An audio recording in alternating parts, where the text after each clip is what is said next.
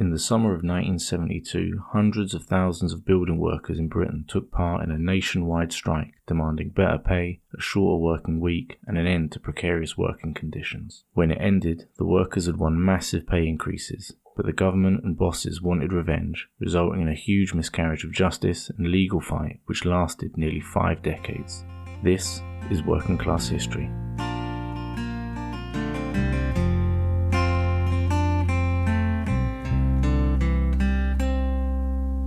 Up and down the nation he gave the workers strength and courage. Up and down the nation he taught us to... Just before we start, a quick note that we're only able to continue making these podcasts because of the support of our listeners on Patreon. If you like what we do and want to help us with our work, join us on patreon.com/workingclasshistory, where you can get benefits like early access to episodes, exclusive bonus content, discounted books, merch, and more. For example, you can listen to both parts of this double episode now, as well as an exclusive bonus episode. Link in the show notes. This year is the 50th anniversary of the 1972 building workers' strike in Britain. The strike took place against a backdrop of increasing worker militancy, with both miners and dockers defeating the government in the previous 12 months. The 1972 strike saw building workers win their biggest ever pay increase, but it also resulted in one of the biggest miscarriages of justice faced by the labour movement in the 20th century. We're really pleased to have gotten the chance to speak to 2 participants in the 1972 strike. One of them was Tony O'Brien. My name is Tony O'Brien. I'm now retired from work. I have been for the last 10 years now. When I started out working, I started as an apprentice carpenter joiner because you need to learn the trade. I think I was blacklisted from my age of 15 actually, because my dad was active in the building industry and he was blacklisted. And when I went to apprenticeship interviews with the big companies, we never got a job, and yet there was loads of apprenticeships going around at that time in the 60s. So that's ironic, isn't it? Blacklisting was for decades, and still is, a practice common in the building industry, where employers would maintain lists of union activists who would then be barred from employment. But anyway, I got a job with my uncle eventually in a carpentry joinery company, and 9 years from then, I was involved in the 72 strike. I was already a steward, and I worked in the private sector for over 20 companies. Also involved in the 1972 strike was Ricky Tomlinson, now an actor famous for his roles in The Royal Family, Riff Raff and Mike Bassett England manager. At the time, Ricky was a building worker in North Wales. My name is Ricky Tomlinson, and I'm an ex-building worker.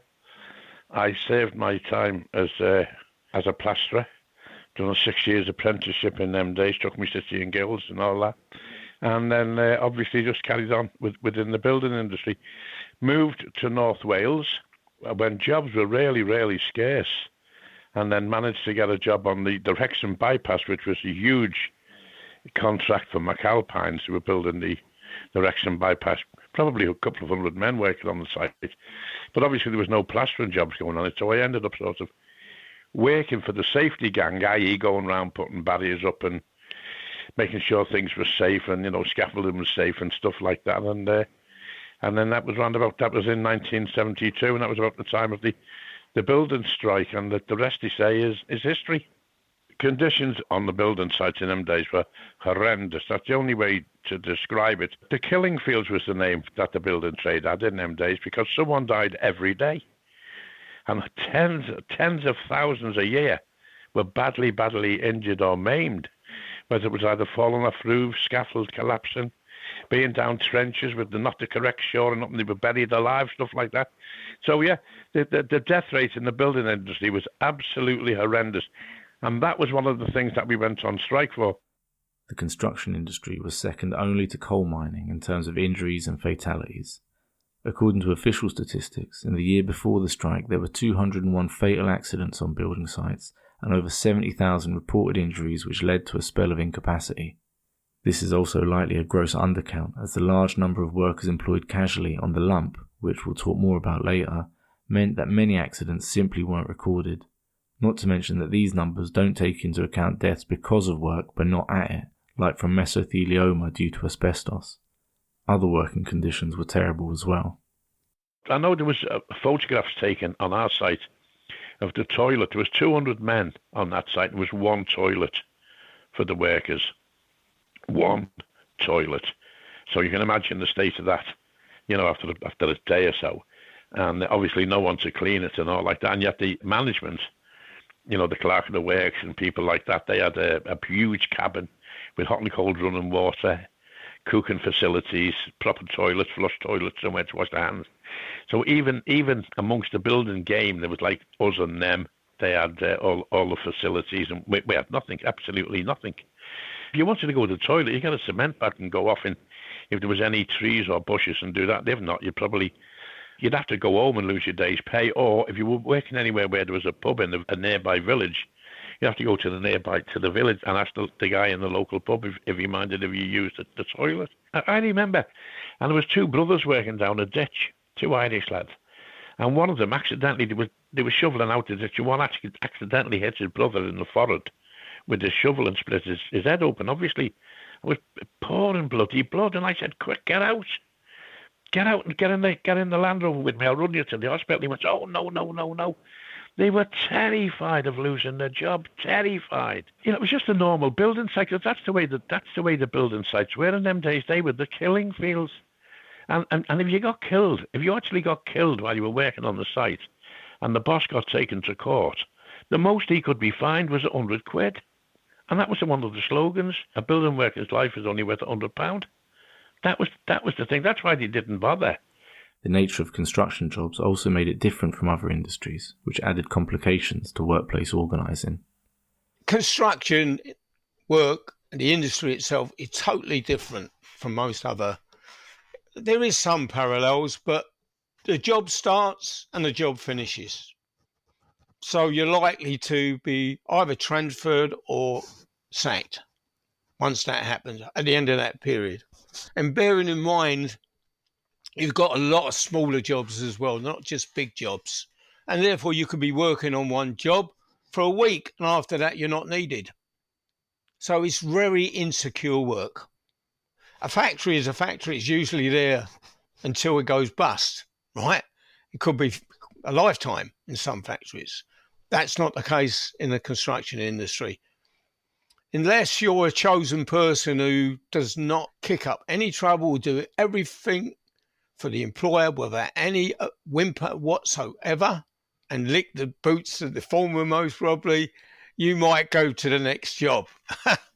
As is common in many industries, nationalism and racism often serve to create divisions between workers. Tony, for instance, had a number of experiences with anti-Irish racism.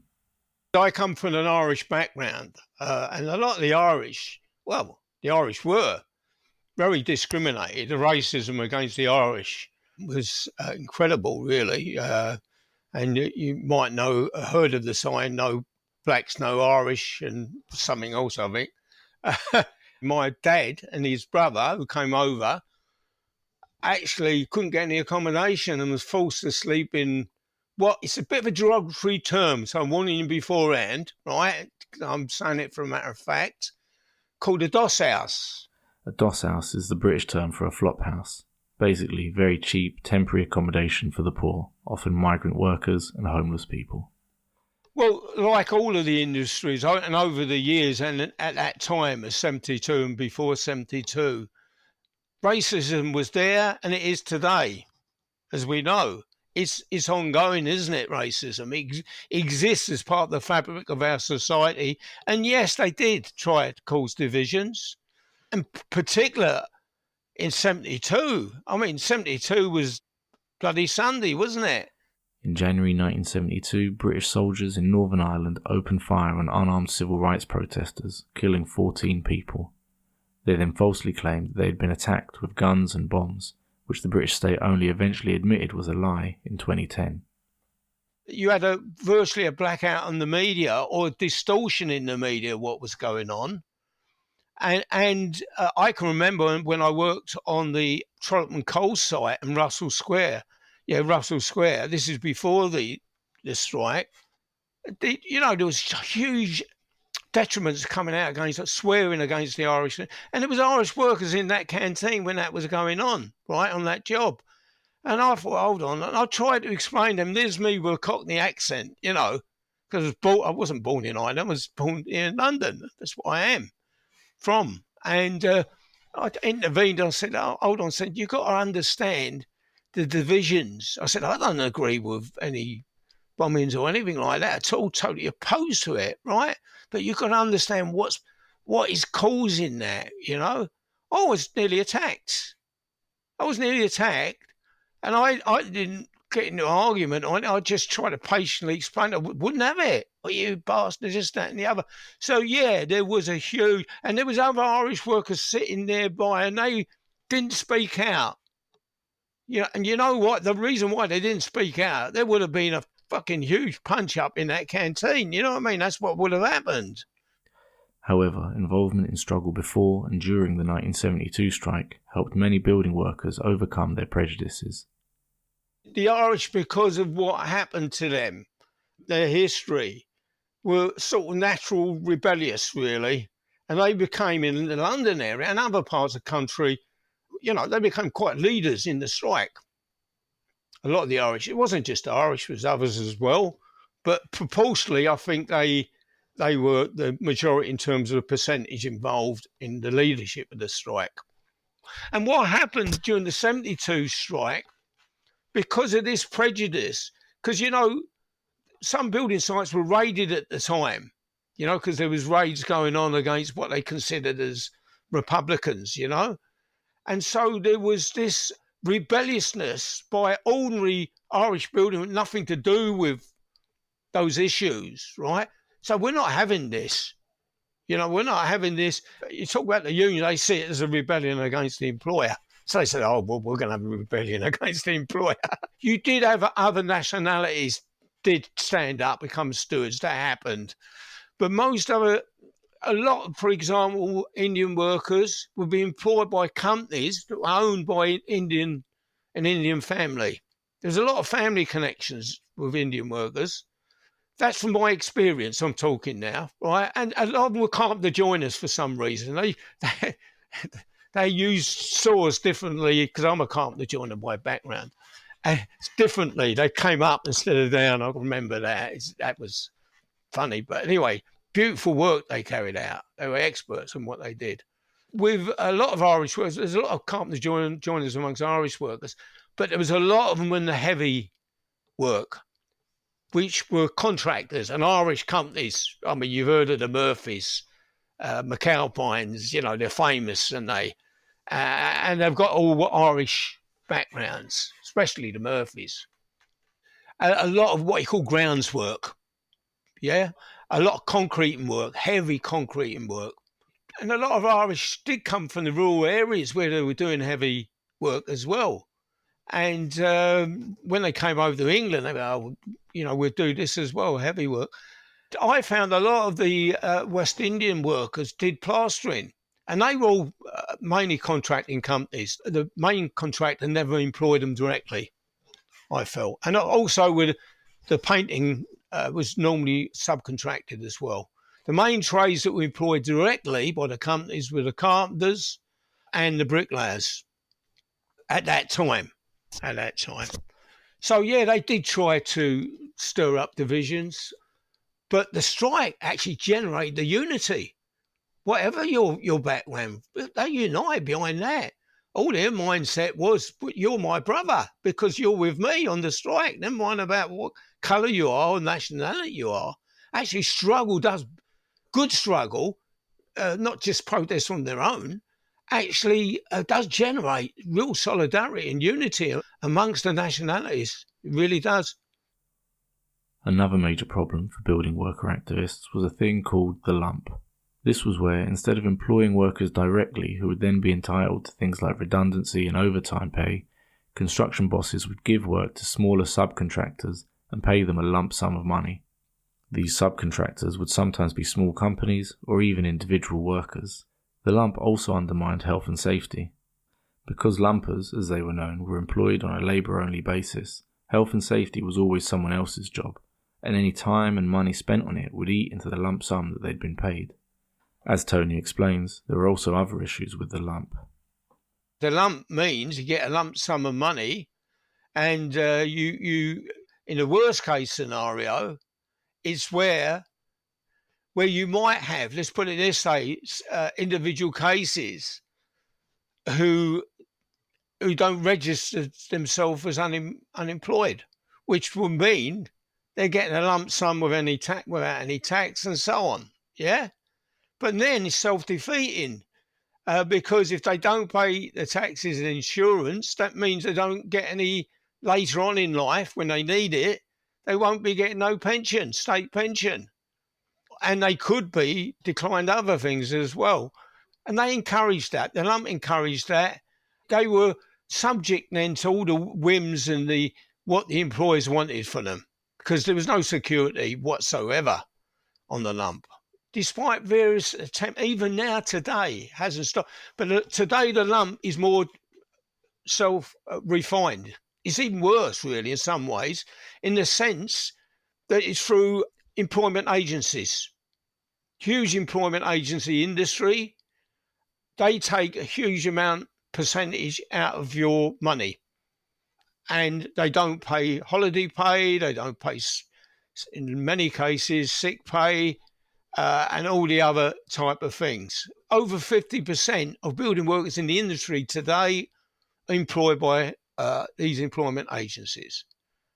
And what's happened over the years, when there's been a victory in the courts against these companies, the governments of the day, whether it be Labour or Tories, have changed the law to get around it.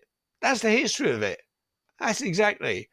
So all the political parties have colluded with the lump rather than have proper conditions. There were also issues with the unions, which even just a couple of years before the strike were dividing construction workers into about half a dozen different organisations. Even after a number of them merged to form UCAT, the Union of Construction, Allied Trades and Technicians, the union bureaucracy functioned, as they often do, as an impediment to action.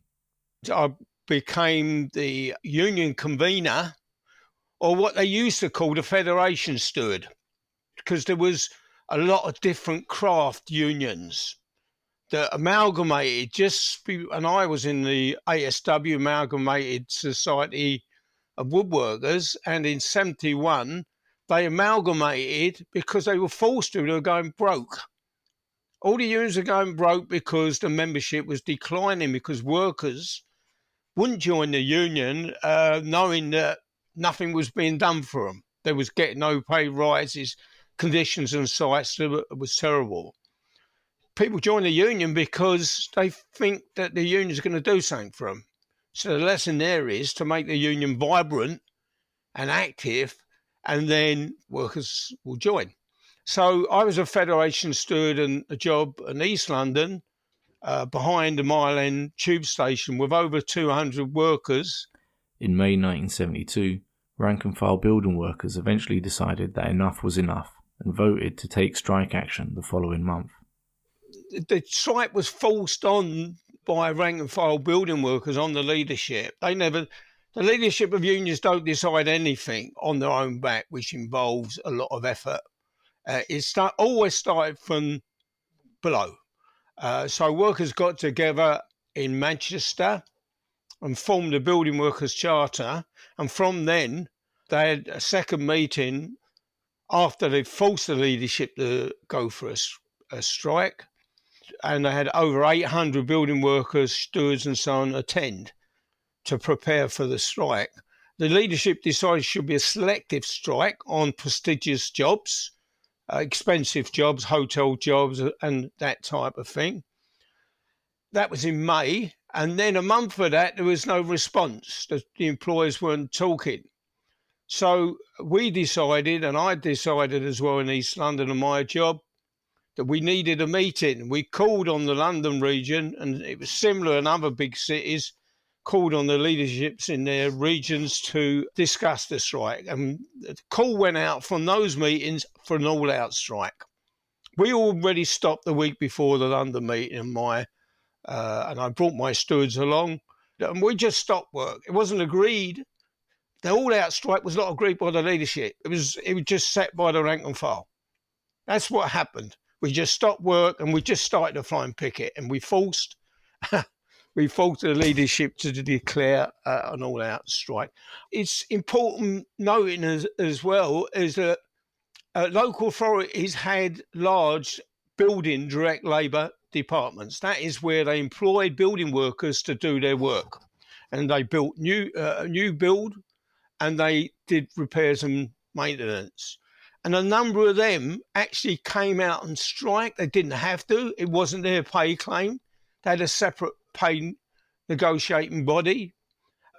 They came out and strike in solidarity for the duration. That is in Camden, they did that, in London, and they did it in some other places as well. To their credit, enormous credit. They had no immediate gain. They gained eventually by having, if you have a strong private sector, you're likely to have a strong public sector as well. And that's how they convinced their workers to come out in solidarity with the 72 strikers. The Building Workers' Charter that Tony mentioned was a rank-and-file group of building worker activists, often socialists or Communist Party activists, set up in 1970. It's important to note that some of the Building Workers' Charter's demands, like a £1 an hour basic rate, a 35-hour working week and an end to the lump, would actually become the main demands of the 1972 strike. What Tony says about the rank and file forcing the strike on the union leadership is also something really important to understand about how the British labour movement used to function at a time when workers used to win. From the 1950s to the 1970s, rather than have drawn-out official votes through unions, strikes would often begin as unofficial wildcat strikes. Often, a relatively small number of workers would walk out and picket other work sites to persuade others to join the strike. This is basically the opposite of how right-wingers talk about the 1970s, saying things like the unions were holding the country to ransom, or union bosses pulled their members out on strike. In reality, it was more often union leaderships being pulled out on strike by their members. So, in 1972, while union leaders wanted to stick to selective strikes of particular groups of workers, it was the rank and file who forced them to go all out. But to make sure this all-out strike was successful, striking workers would have to visit building sites which were still working and call those workers out on strike as well. These flying pickets were organised by local action committees, controlled by the rank and file. It was really successful. We didn't hardly have to persuade anyone. In those days, you never had the security that you have now, where you have a security guards outside a building site. In those days, it was just gates there, and you could just walk in. So we'd go there, and we just walk into the canteen when there was the meal break, and call a meeting, and ask others to come into the meeting and just to explain our case, the reason why we want them to join the strike. And they just walked off the job, took a show of hands and walked off. And that was 99.9% of those in the London area. You had some outside of London that was reluctant but finally joined it. You had some out-of-the-way places. You know, it was a bit more difficult, but I'd say overwhelming majority of building workers were on strike. We knew that we had to get it out there. We had to be out there on the jobs that weren't working. We had to stop all the work. We called for an all-out strike, and that's what we had to do, right? So what we did, and from my example, we met in Canary Wharf at what was the Transport and General Workers Union Dockers office, because it was docks then at that time. It was the biggest docks was in Canary Wharf, actually, West Indian Docks. And we'd meet at 6 o'clock in the morning, a brief meeting, and we'd just go into our cars and vans after deciding what areas that we would go to. And we'd just go to the jobs first thing in the morning. Before 8 o'clock in the morning, we would put a friendly picket on the gate. And if we could get on the job straight away, fine. If we couldn't, we had to wait for a lunch break or whatever, we'd go on there. Some, when first thing in the morning, would stop work completely. Some needed a bit persuading and need to hear the arguments. and we go, as I say, into the canteen. Yeah, we did that, and as I said, it was a huge success, really. It was exciting. It was exhilarating. It was, because we were having success. And when you're having success, you go, wow, this is it. I want to do more. You were there then 6 o'clock in that place every morning for weeks on end. But in East London, we stopped most of East London within a couple of weeks. Actually, we did. There was one big job I remember. It was in Beckton, sewage works, right? Huge project. And we was having some trouble there, but we concentrated on that. We stopped it. There were several thousand workers on that project. One worker whose site was visited by flying pickets was Ricky Tomlinson. Well, we were actually working when a contingent came, I think they were from Liverpool or Chester or whatever. They said, look, we're on strike. And we didn't even know there was a strike on. We held a meeting. There was a lad called Barry Stragg addressed the meeting, but he was sound as a pound. And so we waited. We listened to what they had to say. And then we went and had a separate meeting. I said, what do you want to do, blah, blah. And so they all agreed to join the strike. But because none of them had any experience, obviously, they said, well, will you be the mouthpiece? Will you be the steward? And I said, yeah, of course I will, yeah. So that was it. So that's how it all came about. As an example of how the strike spread, after his workplace was visited by flying pickets, not only did Ricky come out on strike himself, but he also joined the flying pickets, spreading the strike to other building sites in the area. Because the building industry is so fragmented, some lads were working away for 3 and 4 weeks because they genuinely didn't know. They were working away and they didn't know. And most of them, to be fair, when we went to the big sites like the cement works and stuff like that, they joined in the strike. I mean, it's particularly difficult for me in one way because my brother-in-law, and as I say, at the time I was living in a little 2-up, 2-down council house in a place called Queen's Park in Wrexham, was married with, my 2 little lads, like. My wife's brother had a building firm and he was a good brickie and he paid his lads well and all that. And I had to go and stop him from working. So that sort of caused a split with me and his family, well, my wife's family. You can't pick and choose. If it's one out, all out, it's got to be one out, all out. And so it was, it was hard to do, but I had to go and see Dennis and say, Dennis, look, you're going to have to pack in this at the school. Anyway, good enough. They came off. They came out and that and that. But it was everywhere you went. I mean, even little one-man bands, we had to sort of stop everyone from working because we had to show the bosses. But it went on.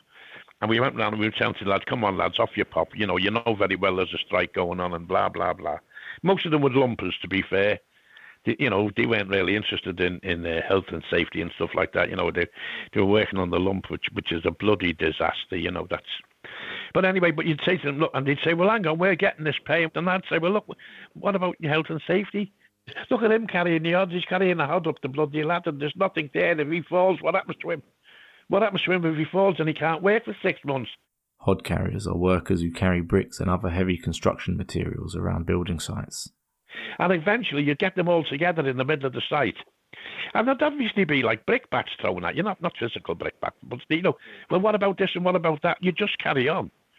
And you'd have to explain to them what it was all about. And then once you got them on your side, because they'd ask questions, and you'd say to them, look, one of the things that really used to get them for me, if we went on a site, let's say, but they were building houses, I'd say, look at the state of you. You're covered in shit. You're knee-deep in mud. You've got nowhere to make a cup of tea. And you see them houses you're building? They'd say, yeah. I'll say, you'll never be able to live in them. What do you mean? Because you don't earn enough. You'll never live in them houses that you're building.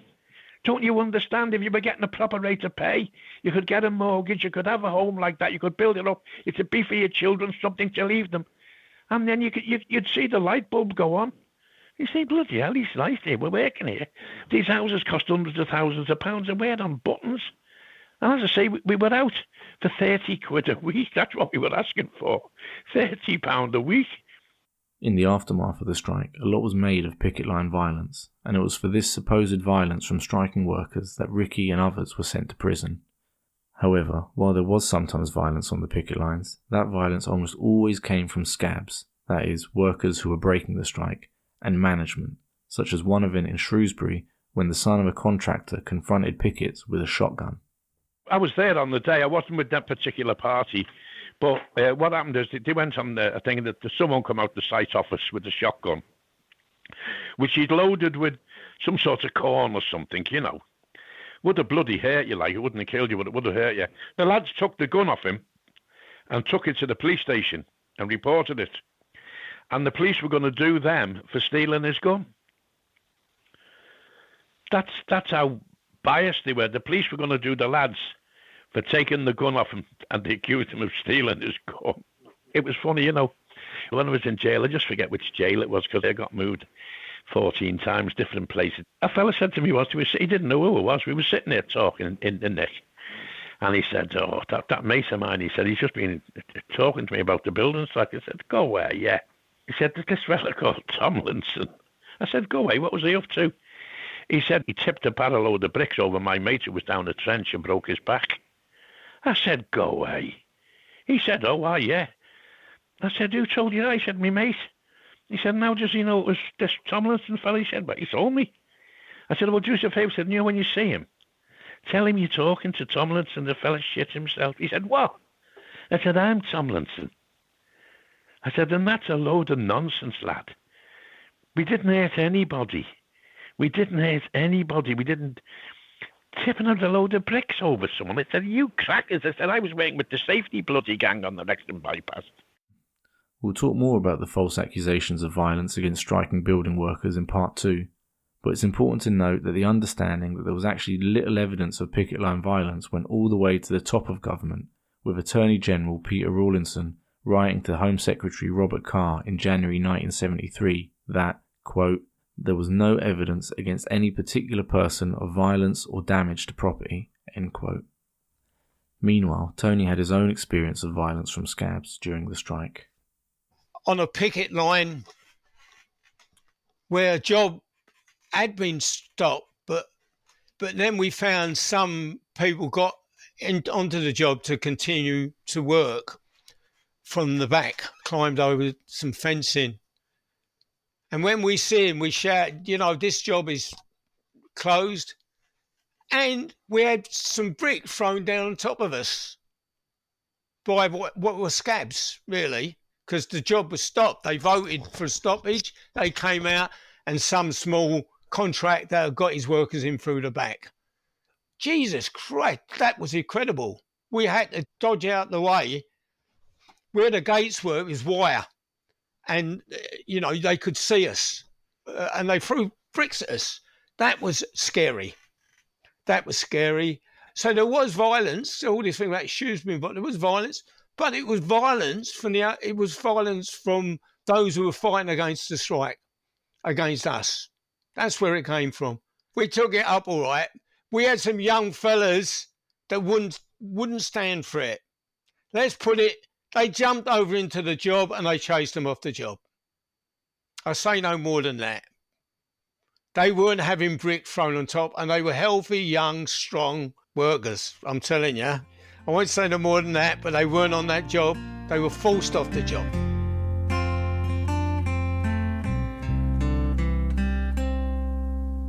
Up and down the nation he gave the work strength and courage. Up and down the nation he taught. That's all we've got time for today. Join us for part 2 where we talk about the results of the strike and the massive backlash faced by building workers from both employers and the state, including Ricky's experiences of prison. Our Patreon supporters can listen to that now. For everyone else, part 2 will be out in the next couple of weeks.